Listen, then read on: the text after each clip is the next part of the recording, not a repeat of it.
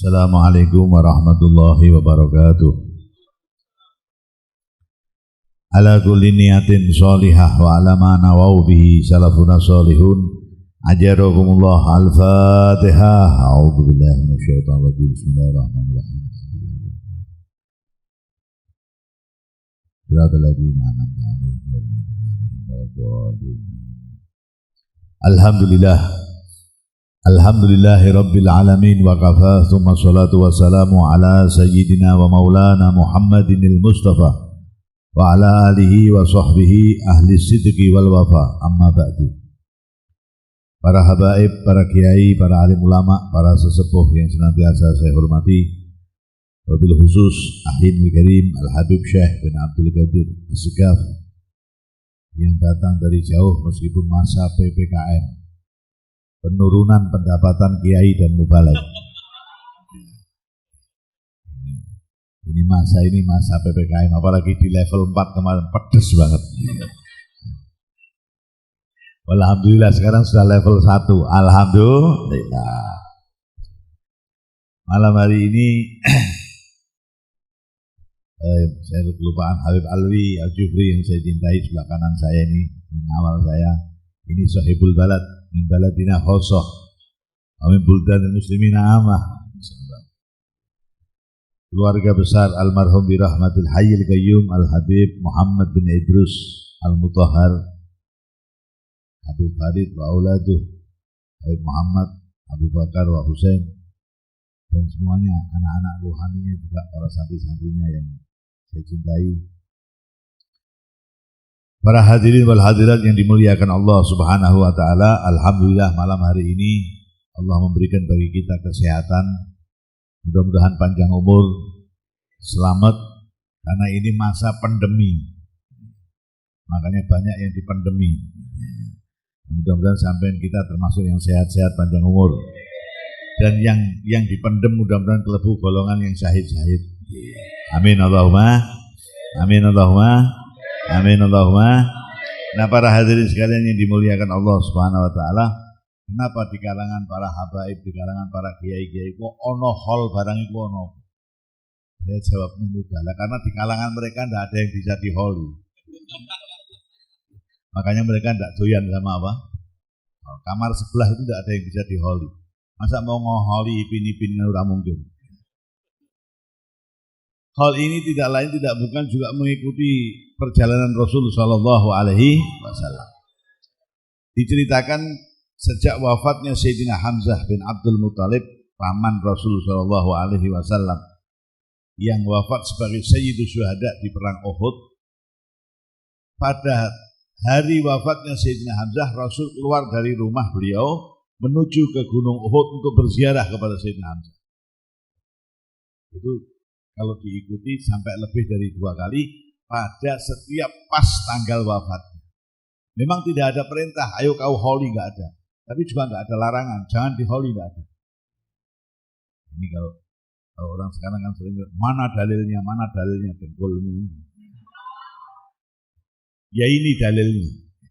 Sebab ma'atakumur rasul fahudhuh wa manahakum anhu fantahu. Apa yang dikerjakan oleh Rasul sallallahu alaihi wasallam pakai dan kerjakan, dan apa yang beliau larang tinggalkan. Amin Allahumma. Amin Allahumma. Tidak ada perintah, juga tidak ada larangan untuk kita menghauli demi menghormati orang-orang yang kita cintai. Ketika Rasul beberapa kali berziarah kepada Sayyidina Hamzah, keluar dari rumah, kemudian ke Gunung Uhud, berziarah kepada Sayyidina Hamzah. Di sana ada makamnya Sayyidina Hamzah bin Abdul Muttalib, Sayyidus Syuhada. Kalau sekarang, nanti kalau sampean ziarah ke sana, saya ngamin sidik, berarti saya orang mangkat akeh. Nanti kalau sampean ziarah ke sana, sana itu mana? Kendal itu. Di dalam pagar itu ada makam Sayyidina Hamzah dan ada makam beberapa sahabat syuhada Uhud yang lain. Apakah mereka aslinya dimakamkan di situ? Enggak.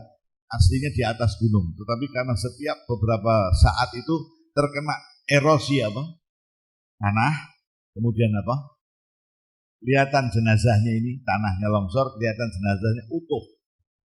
Sampai jenggot-jenggotnya ya utuh. Jenggotnya para syuhada ini rapi, kalau jenggotnya orang saiki.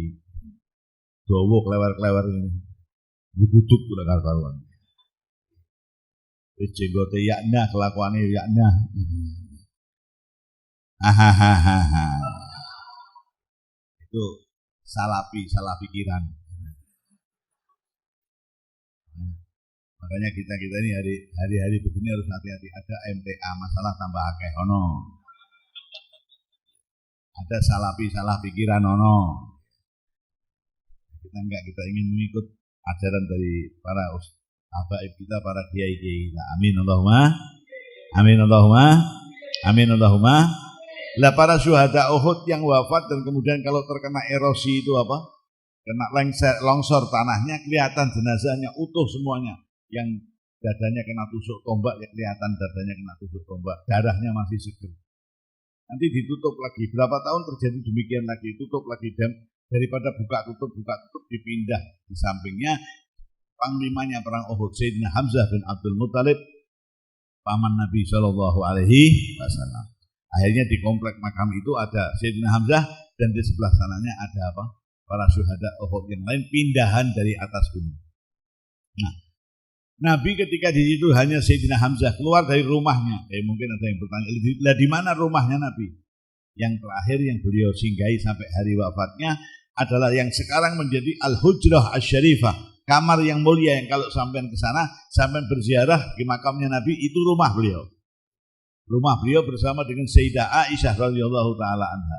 Yang di situ Nabi menghembuskan nafas yang terakhir dan dimakamkan di tempat itu juga. Ini khususiyah Nabi. Nabi itu dikatakan al-anbiya dufinu haitsu qubidu. Para nabi dimakamkan di tempat di mana nyawanya diambil oleh Allah Subhanahu wa taala. Enggak kayak sampean. Sampean jadi orang hebat di Jakarta, meninggal di Jakarta, naikkan pesawat ke Ayani. Ayani bawa mobil ke masjid, masjid bawa ke rumah, rumah bawa ke kuburan, piknik. Wis mati kok isik apa? Isik piknik kayak gitu. Mungkin hidupnya kurang apa? Kurang piknik. Jadi matinya piknik, kodoan. Al-anbiya dufinu haitsu qubidu. Semua nabi dimakamkan di tempat di mana nyawanya diambil oleh Allah Subhanahu wa taala. Jadi kalau nanti satu saat sampai berziarah ada nabi kok makamnya di dalam gua, ya insya Allah matinya di situ. Itu nabi nggak pakai diotong-otong. Anda bisa bayangkan kayak apa kalau Nabi ini meninggalnya di sini, dimakamkan di tempat yang jauh, terus gendong itu kayak apa akeh. Sedang seorang kiai aja yang gendong rebutan kayak begitu. Saya punya teman itu rebutan, baru sebentar sudah direbut sampai dia marah. Sabar, sesuk kan ono meneh.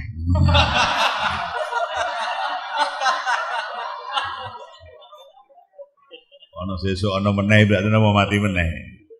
Semoga panjang umur semuanya. Amin Allahumma. Amin Allahumma. Jadi Nabi di wafatnya di situ, ya makamnya di situ. Kalau ada yang makamnya di atas gunung, ya insya Allah wafatnya di situ. Seperti Nabi Allah Musa alaihi salam, itu riwayatnya ada dua makamnya. Satu di Yordania di atas gunung, yang satu di perbatasan Israel. Sudah pernah ke sana?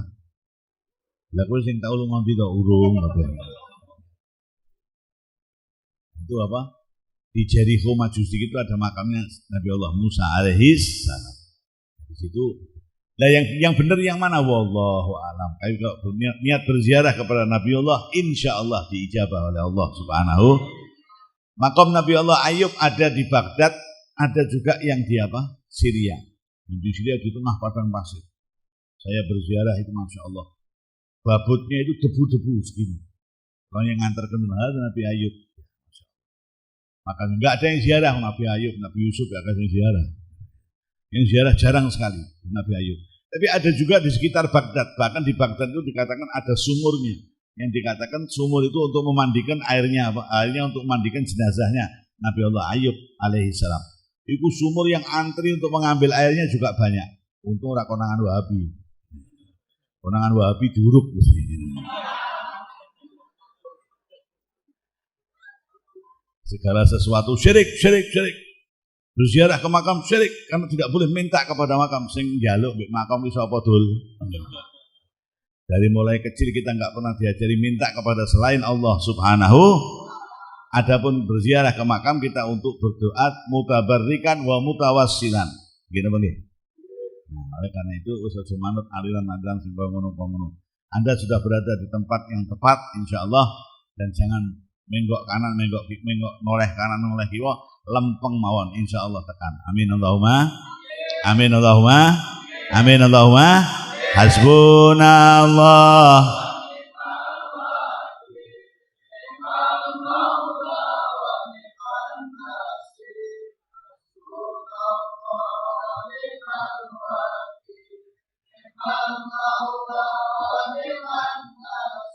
Lah makam Nabi ada yang di sana, ada yang di sini, yang benar yang mana?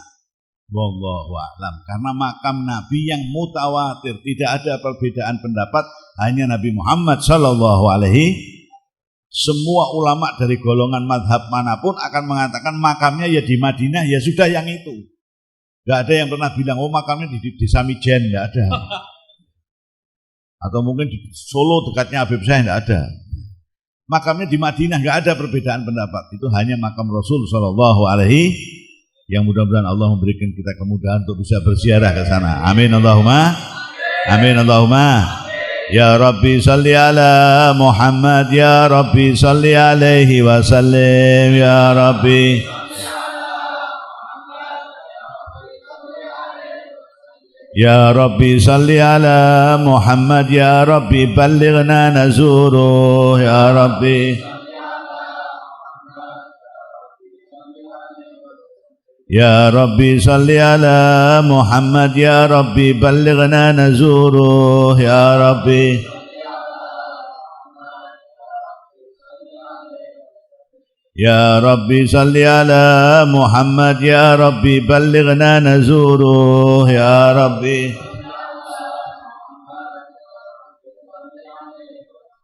Nah, rumah beliau ya di kamar itu, maka beliau dimakamkan di situ. Dan tadi saya bilang al-anbiya dufinu haitsu qubidu, para nabi dimakamkan di tempat di mana nyawanya diambil oleh Allah Subhanahu wa taala.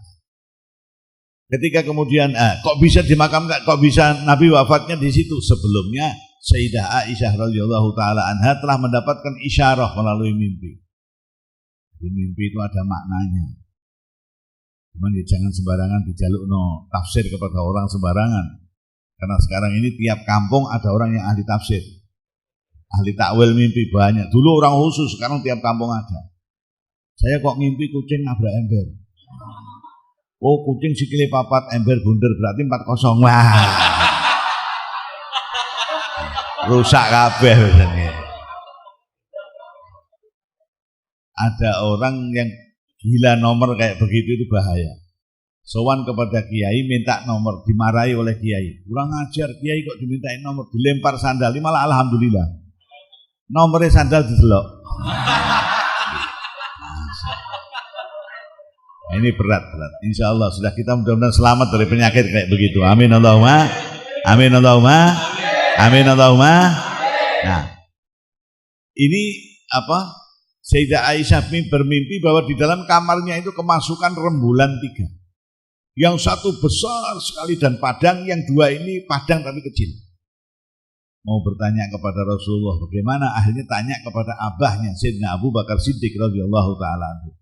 Karena memang Sayyidina Abu Bakar ini ahli takwil. Sayyidina Abu Bakar ini ahli takwil, sudah terkenal. Dan Nabi pun pernah mengiklankan, menyampaikan kepada para sahabat dengan isyarahnya bahwa kalau nanti saya nggak ada urusan takwil kejadian, tanya kepada Abu Bakar. Di depan para sahabat, Nabi pernah menanya Sayyidina Abu Bakar, ya Abu Bakar, saya kok bermimpi saya ini menaiki tangga, terpaut 3 anak tangga, kau menyusul di bawahnya. Apa maknanya ya Abu Bakar? Sayyidina Abu Bakar ketika Nabi bertanya begitu, ya Rasulullah, semua ini saya ambil dari panjenengan, kok panjenengan tanya kepada saya? Asal kau jawab, ya nanti kalau salah tolong saya diingatkan. Ya. Saya naik, panjenengan naik ke anak tangga terpaut 3 trap, saya menyusul, ya insya Allah, nuwun sewu, maaf, sampean wafat duluan, 3 tahun kemudian saya nyusul.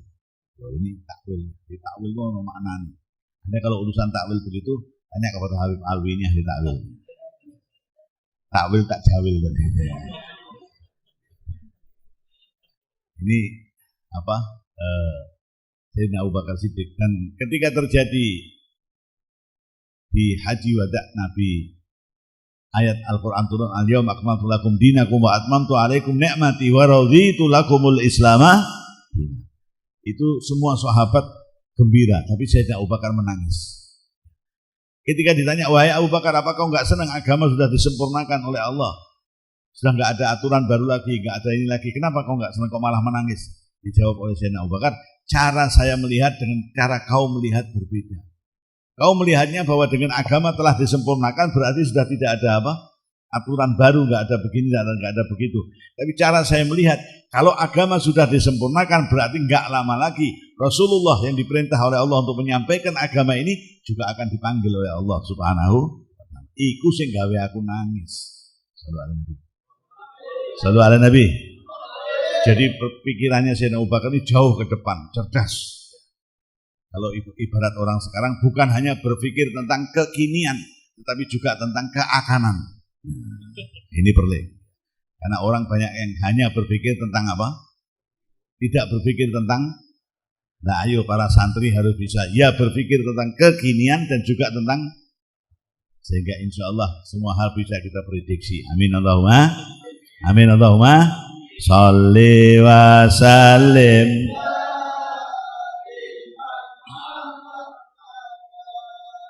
Shalli wa sallim.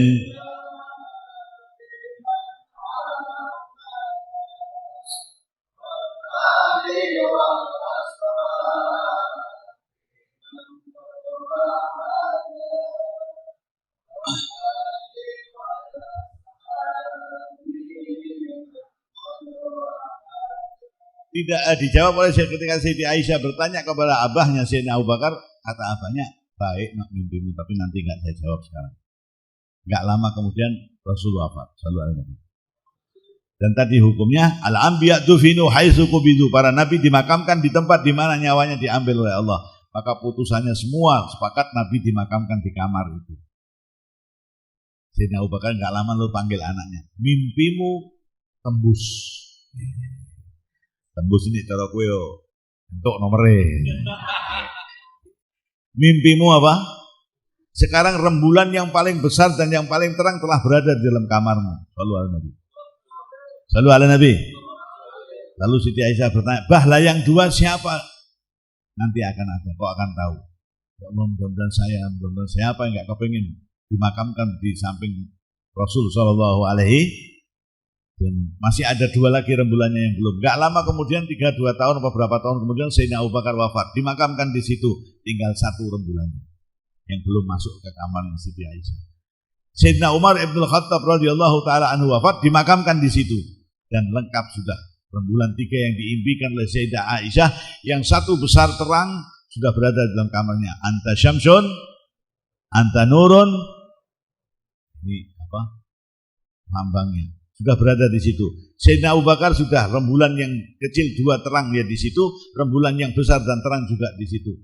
Ketika Sayyidina Umar Ibn Khattab dimakamkan di situ, Siti Aisyah sudah, wah kalau begitu saya sudah nggak bisa. Tadinya masih berharap mudah-mudahan saya bisa dimakamkan di situ. Tapi Siti Aisyah berziarah. Siti Aisyah berziarah setiap saat berziarah ke makamnya Rasul. Dari rumah dengan pakai pakaian yang tertutup artinya pakaiannya wanita muslimah yang betul-betul ummul mukminin, enggak tertutupnya orang sekarang. Ini tertutup, ini sorry terbuka. Ono. Ada itu. Ono banyak. Pakai jilbab kenceng, jilbabnya tertutup Masya Allah, tapi celananya ngapret, ya padha wae. Anggo celananya apa? Ya padha mawon. Ya. Karena orang perempuan enggak boleh pakai pakaian yang ketat seperti itu, enggak boleh. Nah, Siti Aisyah dari rumah pakai pakaian yang tertutup, berhijab betul. Ketika masuk ke dalam rumah beliau di makamnya Rasul itu, kemudian copot-copot hijabnya, dicopot, dicentelkan begitu. Beliau seperti biasa kalau di rumah. Demikian seterusnya. Ketika Sayyidina Abu Bakar dimakamkan di situ juga demikian. Baru ketika Umar Ibn Khattab radhiyallahu taala anhu dimakamkan di situ, Siti Aisyah dari rumah tertutup masuk ke kamar itu masih dalam keadaan tertutup. Enggak buka apa?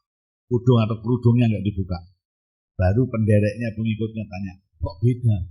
Dulu sampean ketika ziarah selalu masuk kamar kemudian pakai pakaian seperti di rumah. Lah ini kok seperti kalau di luar? Dijawab oleh Siti Aisyah, dulu yang dimakamkan di sini adalah Rasulullah dan itu suamiku. Saya pakai pakaian biasa nggak apa-apa. Dan setelah itu adalah Abu Bakar Siddiq, itu ayahku. Nah sekarang ada Umar ibn Khattab. Umar ibn Khattab itu orang lain. Saya malu kalau sampai saya tidak pakai apa? Pakaian yang tertutup. Anda lihat akhlaknya Sayyidah Aisyah Ummul Mukminin sampai berziarah pun malu kepada sahibul maqam yang bukan muhrimnya. Masya Allah. Shallu ala Nabi. Shallu ala Nabi. Shallu ala Nabi. Nah ini maknanya apa? Dari kisah ini bisa diambil makna cerita. Satu, bahwa Siti Aisyah juga berziarah. Jadi kalau ada golongan-golongan anyar sekarang kayak gak seneng ziarah, modaro kok tak ziarah itu. Nggih. Nomor dua, bahwa orang yang kita ziarahi tahu bahwa kita datang. Nyatanya Siti Aisyah malu kalau Sayyidah Umar itu lihat. Padahal Siti Aisyah ini Ummul Mukminin dan terkenal apa? Cerdas. Kok malu kepada Sayyidina Umar? Sayyidina Umar sudah makam, sudah wafat, sudah jenazah. Berarti melihat yang datang. Kalau begitu kita berziarah hati-hati. Kalau berziarah ke makamnya aulia, ke makamnya para solihin, hati-hati. Sikap kita, pakaian kita, ojo sembarangan. Sementara kita lihat ada orang-orang yang berziarah, masya Allah, atasnya tertutup, udle ketok, ya podoai. Kalau itu keluarga kita, saudara kita, ayo kita ingatkan bahwa yang kita ziarahi al-aulia wa sholihin itu melihat kedatangan kita. Dan gak pantas kalau kita pakai pakaian yang orang genah. Alhamdulillah, sehingga insya Allah ziarah kita akan menjadi ziaratan maqbulah. Amin Allahumma. Amin Allahumma. Nah, para hadirin sekalian yang dimuliakan Allah Subhanahu wa taala, ketika Kanjeng Nabi SAW setiap hari wafatnya Sayyidina Hamzah berziarah ke makam, dari rumah keluar berziarah, itu maknanya apa? Memperingati kematian orang yang kita cintai, yang kita hormati pada setiap tahun. Boleh, mau dibilang kol apa susu apa elef apa silahkan. Tetapi esensinya adalah kita berziarah kepada orang yang kita cintai pada setiap tahun, pada apa? Hari wafatnya. Seperti Rasul berziarah kepada Sayyidina Hamzah, Sayyidus Syuhada, bapak paman beliau yang sangat beliau hormati dan sangat mencintai serta membela Rasul sallallahu alaihi wasallam. Nah, malam hari ini putra-putra paman saya, Habib Muhammad yang di Holi ini, adik abah saya. Jadi Habib saya sama saya ini bukan orang lain. Habib saya ini ponakane tanggane bapake koncone mbahe mbahku. Bukan orang lain ya. Makanya saya ini dekat sama Habib saya. Termasuk kopi tadi yang ngambilkan juga Habib saya. Tapi yang minum kemudian ya beliau. Nah, kalau keluarga paman saya Al-Habib Muhammad bin Idrus Al-Mutahhar, malam hari ini anak-anaknya Habib Farid dan cucu-cucunya Habib Muhammad, Habib Abu Bakar, Habib Abdurrahman enggak ada ya, Hadramut, Habib Abdurrahman, Habib Husin, meramaikan dengan mengadakan haul untuk kirim doa. Boleh-boleh saja, tidak ada larangan dan tidak ada perintah, tapi boleh-boleh saja. Alhamdulillah. Dan itu adalah hal yang baik. Kenapa? Karena ini bentuk penghormatan, kecintaan kepada orang tua. Yang di dalam Al-Quran dikatakan, anishkurli wali walidaika, kau bersyukurlah kepadaku dan bersyukurlah kepada kedua orang tuamu. Kita tidak mengenal istilah penghormatan terakhir, nggak ada dalam kamus kita, nggak ada. Kita akan memberikan penghormatan terakhir kepada almarhum, nggak ada. Penghormatan terakhir itu berarti ketika itu dihormati bariku ya bar. Enggak. Kita memberi dalam kamus kita yang kita kenal dan diajarkan oleh guru-guru kita, seseorang muslim kita hidup kita hormati, mati ya kita hormati, setelah mati ya tetap kita apa? Hormati. Dari penghormatan seterusnya, nggak ada penghormatan apa? Nggak ada. Hidup kita hormati dengan muamalah yang baik. Mati kita, wafat kita hormati dengan kita mandikan, kita sholati. Setelah mati kita hormati dengan tahlil. Ada 3 hari, 7 hari, 40 dino. Itu budaya Hindu Hindu mana yang punya budaya tahlil 37, 40 hari? Di Bali itu tempatnya orang Hindu. Yang ketika kemudian dakwah Wali Songo berhasil, mereka terdesak menuju kembali. Sampai sekarang masih hidup dengan adat istiadat Hindu yang sangat kental. tapi tidak pernah ada 37-40 hari. Lho apa kowe ora ndelok dulu. Jangan asal apa? Karena semua ada tuntunannya, ada contohnya. Shallu ala Nabi. Shallu ala Nabi. Untuk khususnya para generasi muda, jangan mudah ikut ke sana, jangan mudah ikut ke sini. Anda punya guru, Anda punya tongkat untuk membuat Anda insya Allah tidak bingung. Jangan jadi kayak Ayu Ting Ting, kemana, di mana, kemana. Melu pengajian kono, melu pengajian gini, kemana, di mana, kemana. Susah, ya nah. Nah, jadi yang punya prinsip, punya apa? Kanjeng Nabi dawuh, la yakum minkum imma'ah. Kau jangan menjadi generasi sing elon-elon. Angin rene melok rene, angin rene melok, jangan. Tapi jadilah orang-orang yang arsyiduhu wansahulahum. Kalau orang lagi ke sini dan jalannya enggak benar, kau berdiri untuk memberikan nasihat. Kau berdiri untuk memberikan arahan, bimbingan. Kalau orang jalannya benar, dorong yang benar itu supaya jadi baik. Lah kita enggak melihat yang sesat ya monggo, yang jalannya ranggenah ya monggo. Melihat yang baik malah diireni, banyak sekarang. Melihat yang baik malah diireni, disebarkan kabar-kabar yang enggak baik, dibully begini dan begitu, masya Allah. Alhamdulillah, ya maju umat ini kalau kita semua kayak begitu, sangat maju. Kalau ada yang baik tidak kita dukung, tidak kita berikan motivasi, tidak kita dukung, justru malah diblek-bleki sisan. Yo alhamdulillah, berbahagialah umat ini punya orang-orang kayak sampean. Nah, oleh karena itu, ayo. Yang tidak baik kita beri arahan, bimbingan untuk jadi baik. Yang sudah baik kita dukung supaya maju. Alhamdulillah. Gak bisa dengan uang kita, dengan doa kita, dengan ucapan kita, dengan ngomong sing enak, ojo ngomong sing marakno sesek no ati. Insya Allah semuanya maju dan baik. Amin Allahumma. Amin Allahumma. Amin Allahumma. Hasbunallah.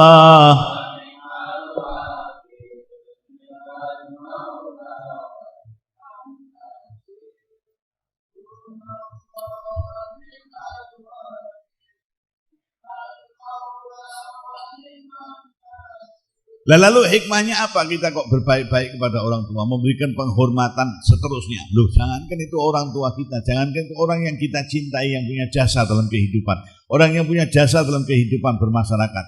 Maaf saya sering mengucapkan, lek jumadi wae itu setelah wafat tetap kita hormati.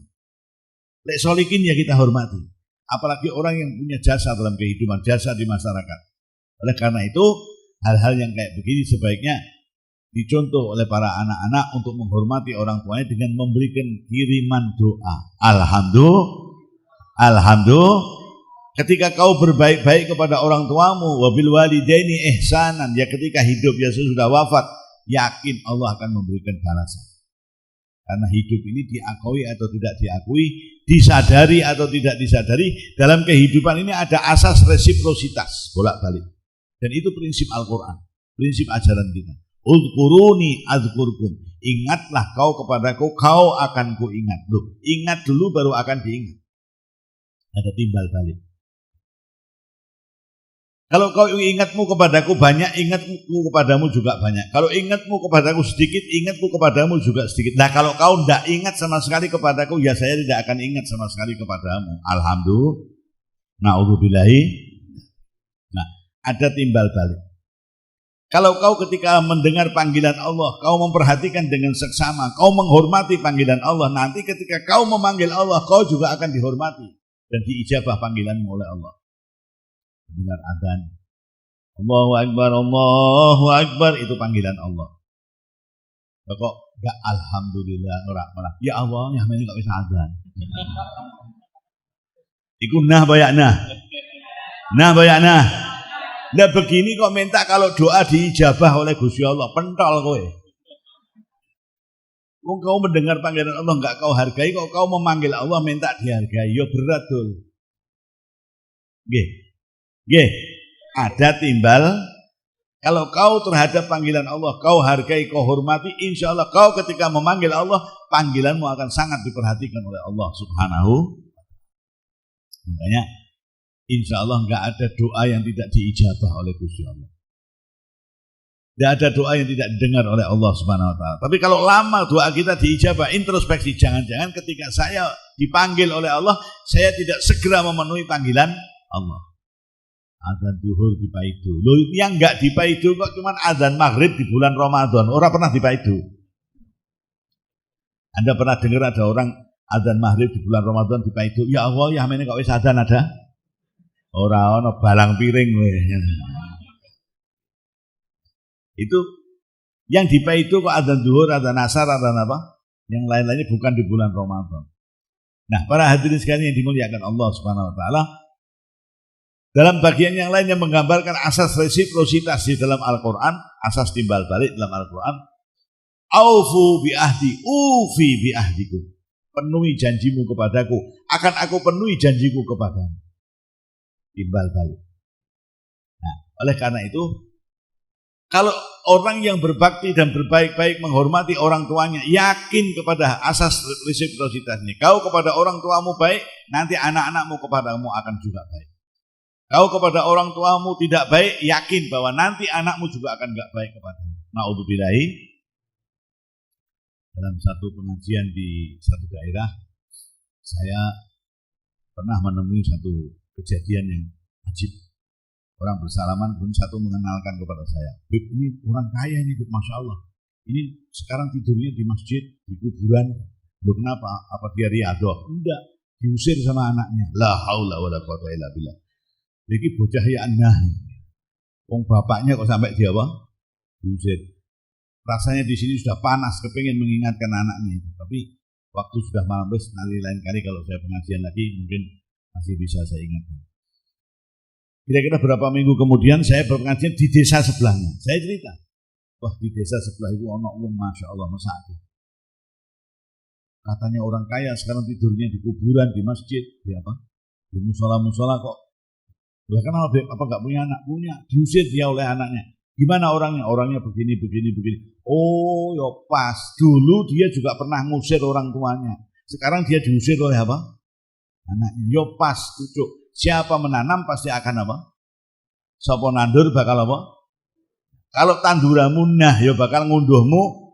Ane tanduramu ya nah ya ngunduhmu.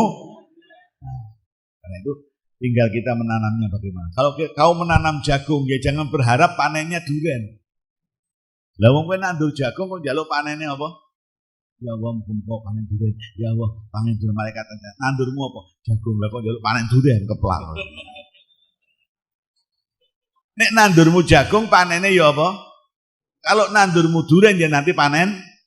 Orang akan diberi oleh Allah sesuai dengan apa-apa yang dia tanam. Insya Allah. Nah, kalau kita menanamkan kebaikan kepada orang tua kita, kepada guru kita, kepada orang-orang di sekitar kita, maka yang akan kita panen juga adalah kebaikan. Alhamdulillah. Maka dalam Al-Quran dikatakan wahal jazaul ihsan illal ihsan. Balasan kebaikan adalah pasti kebaikan juga. Amin Allahumma. Maka mudah-mudahan anak cucu Habib Muhammad bin Idris Al-Mutahhar yang malam hari ini mengundang panjenengan semuanya untuk kirim doa, menyampaikan doa untuk almarhum, mudah-mudahan dibalas kebaikan pula oleh Allah Subhanahu wa taala, dan anak-anaknya, cucu-cucunya dijadikan anak-anak dan cucu yang berbakti kepada orang tua, berbakti kepada Rasul dan kepada Allah Subhanahu wa taala. Saya kira itu yang bisa saya sampaikan. Ini masih masa PPKM. Tidak boleh malam-malam. Saya dari TVCI Habib Muhammad, Bib, jangan malam-malam. Di sini sebelum maghrib sudah dimulai. Jadi saya berangkat habis asar sampai sini baru tadi. Karena jauh kong. Ini jauh, kong ini jauh. Di peta nggak ada. Saya cari GPS tidak ada. Akhirnya saya menggunakan GPS, gunakan penduduk setempat. Aku takon. Saya tanya orang sini tadi, beloknya mana? Beloknya sini mesti pas. GPS itu mesti pas. Gunakan penduduk apa? Mesti pas. Saya kira itu yang bisa saya sampaikan, mudah-mudahan bermanfaat. Nah, doa dari apa? Habib Syekh nanti akan dibacakan doa maulid dan kita tinggal ngamini. Habis amin, mamah tamah. Bukan ramah tamah, mamah tamah. Mamah. Saya kira itu benar-benar bermanfaat. Dan sedikit saya simpul sedikit. Maknanya apa bagi yang hadir ini? Maknanya ayo kita kepada orang tua kita juga demikian. Amin Allahumma. Amin Allahumma. Amin Allahumma.